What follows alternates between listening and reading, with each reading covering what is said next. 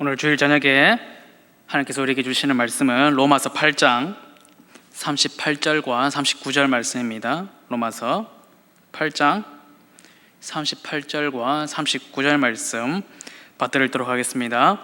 내가 확신하노니 사망이나 생명이나 천사들이나 권세자들이나 현재이나 장래이나 능력이나 높음이나 깊음이나 다른 어떤 피조물이라도 우리를 우리 주 그리스도 예수 안에 있는 하나님의 사랑에서 끊을 수 없으리라. 아멘. 사랑하는 성도 여러분, 말씀 속으로 들어가면서 한 가지 여쭤볼 것이 있습니다. 혹시 죄 지어 보신 적 있으십니까? 사실 질문 자체가 굉장히 무색할 정도로 우리는 본래 죄인이라는 이름을 가졌었던 그런 사람들입니다. 천국과 영생에 들어가기 전까지는 어쨌든 죄인과 죄가 많은 그런 세상 속에서 살아야 되고 죄 중에서 살 수밖에 없는 인생입니다. 죄를 미워하고 죄를 다스리라고 말씀하시지만 우리는 죄를 지으면서 살아가는 것이 어쩌면 굉장히 자연스러운 것이라고 말할 수 있을 정도로 이제 죄 가운데서 살아가게 됩니다. 심지어 하나님의 말씀을 더 잘 알고 신앙이 좀 더 깊어지고 믿음이 좀 더 자라면 자신 속에서 일어나는 죄, 그리고 내가 짓게 되는 죄를 더 잘 분별하고 더 잘 깨닫기 때문에 더 큰 죄인이 되는, 더 많은 죄인이 되는 것을 점점 깨닫게 이제 되어가게 되는 것이죠. 오늘만 해도 벌써 몇 가지의 죄를 지었는지를 살펴보자 이렇게 한다면은 몇 가지가 찾아낼 수 있을 것 같습니다. 이렇듯 모두가 믿음을 통해서 죄에 쏘는 것, 그리고 죄의 권세로부터는 자유함을 우리가 얻지만은 죄의 영향력에서는 완전히 자유함을 누리지 못합니다. 다만 이런 것들에 대해서 우리가 어떻게 대처하는지, 이런 것들에 대해서 우리의 생각이 무엇인지, 입장이 무엇인지가 굉장히 다를 수가 있습니다. 한 가지 가정을 해보시죠. 내가 아주 큰 죄를 지었습니다. 저질러졌어요. 죄를 지었습니다. 그러면 가장 먼저 번뜩 드는 생각이 무엇일까요? 큰일 났다. 그 다음에 어떡하지? 큰일 난 거예요. 당연히 큰일 난 거고요. 이걸 어떻게 해야 될지를 생각하게 됩니다. 좋게 생각해서 어떻게 처리하지? 어떻게 복구하지? 이렇게 말할 수 있지만 사실은 남에게 들키기 전에 어떻게 내가 한 적이 없는 것처럼 만들지? 어떻게 없었던 일처럼 만들지? 그걸 생각하게 되는 것이죠. 솔직하게 이미 주변의 사람들이 알았다 싶으면, 이미 숨기기는 걸렀다 싶으면은 머리를 더 많이 굴려가지고 함께 죽을 공범을 만든다든지, 아니면 자기의 책임을 떠넘길 사람이 없는가, 어디다가 떠넘길까, 그런 궁리를 하게 되는 것이 보통 일반적인 사람들의 반응입니다. 덜컥 죄를 짓게 되면 덜컥 드는 생각이, 그런 생각이 가장 먼저 떠오르는 것이죠. 남녀노소 할 것이 없습니다. 어린아이들은 아직 미숙하다 보니까 뭔가 잘못하고 죄를 지어 놓으면은 그 피하고 어떻게 하려고 하는 방법들이 너무 뻔해 보이고 또 미숙해 보이고 또 유치하죠. 그러면 그 방법이 뻔하고 유치하고 그런 것이라는 걸 어른들은 어떻게 할까요? 이미 그 단계를 다 지나와 봤고, 지금은 그것보다는 훨씬 더 아주 능숙하고 치밀하게 할 수 있기 때문에 비교가 되는 것이지, 쉽게 말해서 겉은 달라 보이지만은 그 속에 자신이 지은 죄와 실수, 수치, 부끄러움들을 숨기려고 하는 심리, 그것이 덜컥 떠오르는 그것은 조금도 다르지 않다는 것입니다. 죄에 대해서는 전혀 잘하지가 않아요. 자녀를 키우실 때나 혹은 초등부, 유치부 아이들을 이렇게 양육하는 교사 이런 것들을 해보시면 아이들이 거짓말을 하는 것을 종종 이제 들을 수가 있습니다. 너 왜 이렇게 했어? 라고 다그치면 내가 안 했다고 잡아떼는 것이죠. 사실 그 안 했다라는 대답만 들어도 진짜 안 했는지는 벌써 감이 오죠. 어느 날 집에 못 보던 장난감이 생겼어요. 그래서 큰아들을 불러가지고 이 어디서 났느냐 물으니까 자기는 모른대요. 뭐지? 정말 신기하네. 어디서 나타났지? 몰라요. 나는 모르는데? 이렇게 하는 거예요. 막 장난을 치면서 모르는 척 하는 것입니다. 그거는 그냥 지나갔어요. 그래서 지나갔는데 며칠 후에 동생이 있는데, 동생이 막 울면서 와가지고는 형이 때렸다고 고자질을 하는 것입니다. 저희 집 얘기 아닙니다. 그냥 지어낸 얘기입니다. 형은 형한테 이제 형을 불렀죠. 왜 동생을 때리느냐, 왜 애를 울리느냐 했더니 뭐지 나는 모르는데 왜 안 때렸는데 신기하네, 어디서 맞고 와서 저러지, 이렇게 까부는 거예요. 또 그러니까 동생은 그거에 더 열받아가지고 막 더 크게 소리를 지르면서 울면서 형이 때려가지고 내가 여기 아프다 뭐다 이렇게 하는 것이죠. 그래서 또 아들에게 때렸다 하잖아. 이러니까 아들은 몰라 신기하네, 나는 안 때렸는데 어디서 맞고 왔지 이러면서 어디가 아프다는 거지 까부는 거예요. 그래서 엄마가 말하기를 네가 저번에 그 장난감 어디서 났는지 모르는 것처럼 이번에도 모른다는 거야? 이렇게 얘기를 했어요. 그 엄마의 말이 끝나는 순간 형의 표정이 안색이 싹 변하더니 시간이 멈춘 것 같은 시간이, 모든 것이 탈로 났구나 깨달은 것이죠. 나쁜 짓을 했던 것이 이제 꼬리가 확 잡히는 그 순간, 아시죠? 경험이 전혀 없으실 수도 있겠지만 한 번쯤은 이제 있으실 수도 있는데, 꼭 나쁜 짓 한 그날은 아니라 할지라도 또 뭐 그 다음 날이나 혹은 어쩌면 꽤 오랫동안 별 탈 없었지만 잘 지내왔지만 시간이 그냥 충분히 흐르고 나면 항상 들키기 마련입니다. 마치 넌 어디를 도망쳐도 내 손바닥 안에 있다. 옛날 어르신들은 부처님 손바닥이라고 얘기를 하는데 내 손바닥 안에 있다, 그 위대한 표현처럼 시간이 지나면 다 그냥 드러나게 되어 있습니다. 성경 갈라디아서에 보면 이런 말씀이 있어요. 스스로 속이지 말라. 하나님은 업신여김을 받지 아니하시나니 사람이 무엇으로 심든지 그대로 거두리라. 이런 식으로든 다른 식으로든 시간이 지나면 우리의 죄는 밝히 드러나게 마련입니다. 왜냐하면 심었기 때문에 자라게 되고, 자랐기 때문에 잎을 내고, 잎을 냈기 때문에 열매가 맺히고, 열매를 보면 그 사람을 알 수 있다라고 말씀을 하셨기 때문이죠. 언제든지 우리는 그냥 꼬리가 드러나게 되고 꼬리가 밟히지 않습니까? 그것이 하나님의 정의와 공의로 만드신 세상의 이치예요. 순리대로 흘러가는 것입니다. 다시 한번 이 가족의 얘기로 돌아와서, 큰아들은 엄마가 그렇게 얘기하니까 다 들켰구나, 탈로가 났구나 싶어가지고는 완전히 얼어붙었습니다. 고개를 확 숙이고 한참 생각하더니 위층으로 그냥 냅다 뛰어 올라가서 도망가 버리는 거예요. 여러분, 때로는 그 진실을 대면하기보다는, 요새 대면이라는 얘기를 많이 하는데 그 진실을 대면하기보다는 위층으로 뛰어가는 것이 더 쉽지 않습니까? 위층으로 올라가는 일이 더 많지 않습니까? 다윗이 천인 공노할 큰 죄를 지어놓고도 왜 그렇게 존경을 받습니까? 왕의 권세로 그 자리를 모면할 수도 있었고, 아니면 도망갈 수 있었고, 여러 가지 방법이 있었음에도 불구하고 그 자리에 그냥 넙죽 꼬꾸라져 가지고는 회개했기 때문에 존경을 받는 것이고, 하나님의 일꾼으로 끝까지 쓰임을 받았던 것이죠. 위층으로 도망간 사람들, 남의 얘기가 아니죠.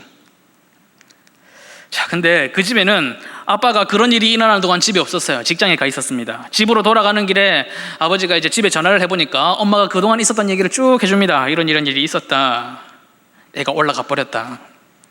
그래서 그 이야기를 듣고 집으로 가면서 운전을 해가면서 아빠가 내내 생각을 하는 거죠. 이걸 도대체 어떻게 처리하면 좋을까? 뭔가를 아버지로서 해야 한다는 책임감이 있긴 한데 어떻게 할지 방법을 잘 모르겠는 것이죠. 이제 가봐야지 알 수 있는 것이고.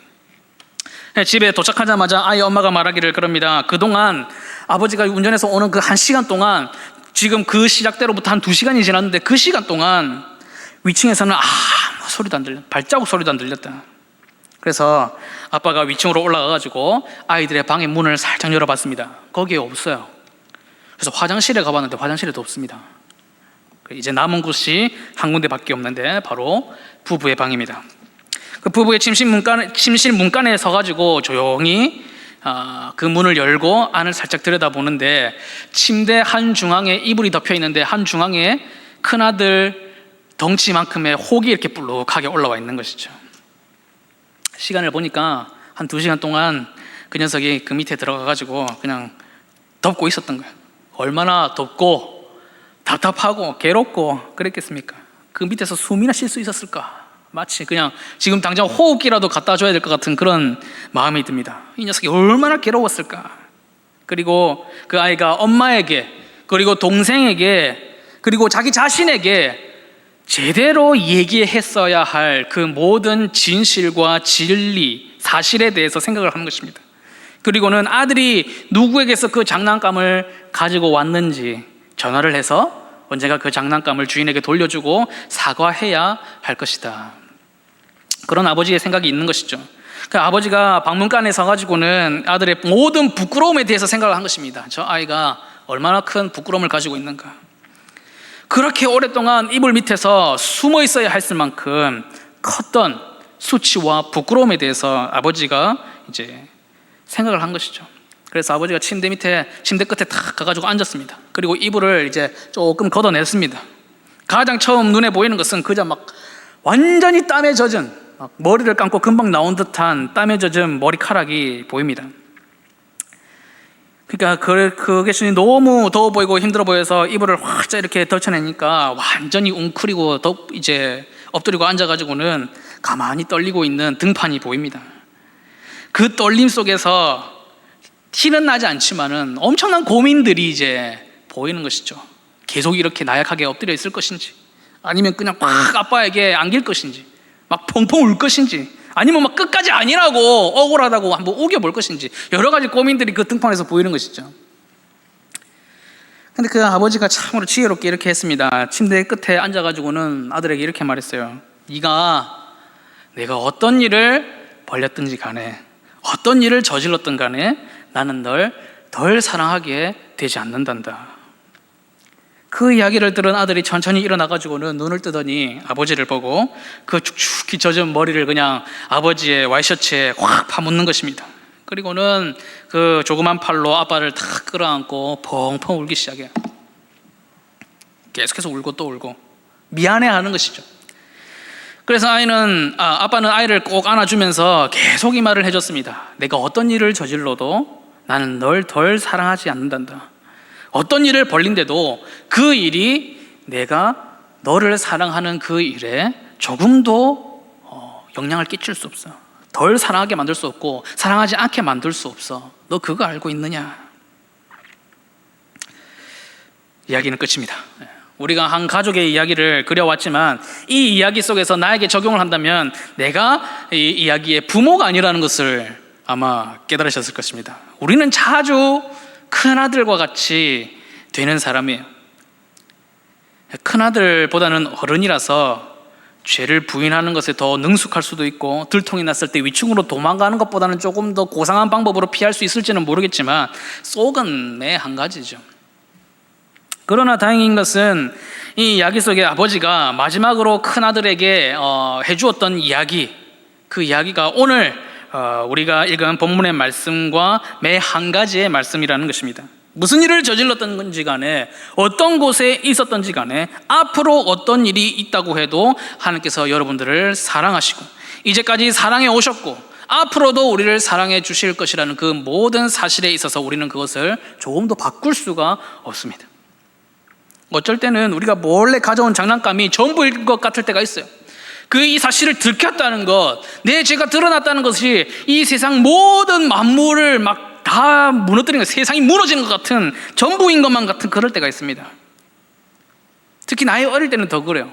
학원에 안 간 거 부모님한테 걸렸을 때 내 인생이 저기서 끝나는구나. 성적표가 완전히 떨어졌을 때, 성적이 떨어졌을 때 내 인생 여기서 끝나는구나. 그래서 자살하는 아이들도 있잖아요. 그것이 전부인 것처럼 보일 때가 있습니다. 완전히 끝나는 것처럼. 그렇지 않습니까? 마치 무슨 수를 써도 어떤 수를 써도 벗어날 수 없을 것 같은 나의 부끄러움과 수치의 세계가 열리게 됩니다. 나의 수치를 도대체 어떻게 해야 할지 알 수 없을 때가 있습니다. 그래서 우리는 어떻게 하느냐? 자주 위층으로 도망가 버려요. 그냥 막 이불 밑에 숨어버립니다. 계속 숨어있죠. 어디로 갈지 무엇을 해야 할지 몰라서 그렇게 합니다. 그러나 죄라면 또 둘째가 라면 서러운 우리 사도 바울이 있지 않습니까? 예수 그리스도를 믿는 자들을 잡아서 가두고 죽이고, 그 사도 바울이 확신했어요. 내가 확신하노니 사망도 생명도 천사들이나 권세들이나 현재인이나 장래인이나 능력이나 높음이나 깊음이나 뭐 빠진 거 있습니까? 세상 만물 중에 뭐 빠진 얘기 있어요? 천사까지 나왔습니다. 그 어떤 피조물이라고 해도 우리 주 그리스도 예수 안에 있는 하나님의 사랑에서 끊을 수가 없다. 누구든지 한번 도전해봐라. 끊을 수 없다. 그 무엇도 여러분들을 끊을 수가 없다는 것이죠. 사실이 그렇다면, 확신이 그렇다면 이불 속에 숨는 것은 그만둬야 돼요. 아무런 의미도 없고 오히려 그냥 피하고 도망가고 숨어있는 한 가지 죄가 더 커지는 그런 행위를 그만둬야 됩니다. 하나님께서 그 이불을 끌어당기실 때 끌어당기시도록 놔두고 하나님을 확 끌어안으시기를 바랍니다. 여러분의 삶 전체가 여러분이 항상 사랑받아 왔고 사랑받고 있고 항상 사랑받을 것이라는 사실에 대한 이 약속이 우리가 믿고 의지하는 말씀 가운데 있다는 것입니다. 그리고 여러분이 그 어떤 일을 저지른다 할지라도 하나님께서 여러분들을 덜 사랑하게 만들 수가 없습니다. 그것을 영혼 깊숙한 곳에서 느끼시기를 바랍니다. 다만 이런저런 경험을 통해서 건강하고 바르게 자라기를 기대하고 계신다는 것을, 기대하고 계신 아버지라는 것을 항상 기억하시기 바랍니다. 사랑의 매를 들으시는 그 상황까지 가지 않도록 그 사랑 안에서 선한 아버지를 닮은 자녀들로 자라가기를 주님의 이름으로 축복합니다. 기도드리겠습니다. 사랑과 은혜가 풍성하신 하나님 아버지, 우리는 하나님의 사랑과 은혜로부터 떨어지지 않을까 늘 노심초사하고 살고 있지만은 오늘 말씀을 통하여 결코 그 사랑에서 우리를 끊을 수 있는 것이 존재하지 않는다는 것을 선하여 주심에 감사를 드립니다. 자랑스러움과 대견함이 있든지 혹은 부끄러움과 수치가 있든지 늘 하나님 앞으로 나아오는 자녀들의 발걸음이 될 수 있도록 인도하여 주시옵소서. 현 시국은 나 자신 한 개인의 어려움뿐만 아니라 바이러스와 폭염과 폭우와 또 태풍으로 인하여 많은 공동의 어려움들을 함께 짊어지고 있습니다. 피할 길을 주시며 또한 피난처 되시는 하나님 아버지, 우리를 긍휼히 여겨 주시어서 옛적과 같이 회복시켜 주시는 은혜를 속히 내려 주시옵소서. 그래서 예전에 우리가 받았던 은혜와 사랑들이 여전히 지속되고 있음을 이 회복을 통하여 느낄 수 있도록 역사하여 주시옵소서. 주 예수 그리스도의 이름으로 간절히 기도드리옵나이다. 아멘.